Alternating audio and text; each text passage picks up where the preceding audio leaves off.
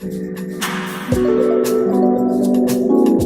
mean, it's always hard with undiscovered places to figure out who needs to discover it for it to count. It's quite difficult for outsiders or tourists to really appreciate all that Johannesburg has to offer. As a long-term Johannesburg resident, however, I can tell you that it is a vibrant, cultural, creative city that really represents some of the best of Africa.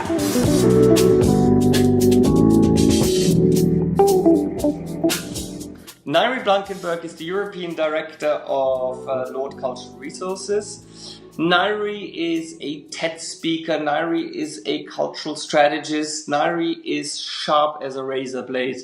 And Ngaire has a deep understanding on how cities and museums and how this entire ecosystem between culture and placemaking come together.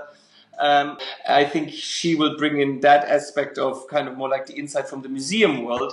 And I'm really, really happy to have her on the jury this year.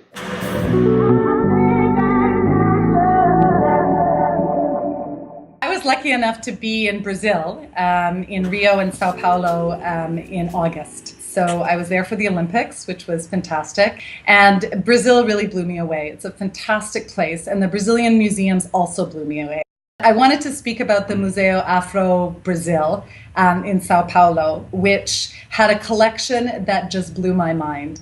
I think that it proclaimed such an incredible sense of presence of people of African origin in Brazil. And it was a completely multidisciplinary museum, so there was art, there was artifacts, there was pretty much everything there. And you walk in there and there is no mistaking that African peoples have had an incredibly important impact on Brazil and on that country.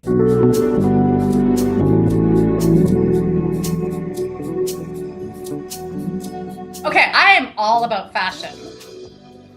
I work in culture, which is not working in finance.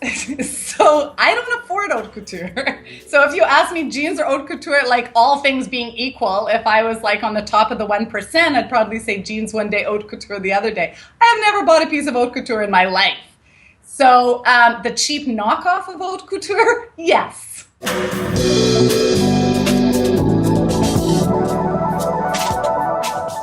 Beach. I grew up on the prairies, okay? Winnipeg, flat. So I don't ski that go down. And I thought I could do Chamonix in Switzerland. It was terrible. I was stuck, terrified, a quivering, undignified mess on the top of the easiest slope on that damn mountain as the snow was falling and a 10-year-old coached me down. So maybe that's why I'm not all into mountains right now.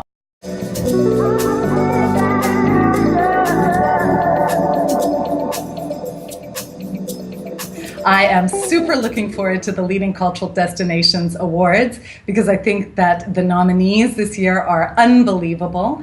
And I'm really looking forward to the opportunity to present to the world some of the most exciting cultural destinations in the world.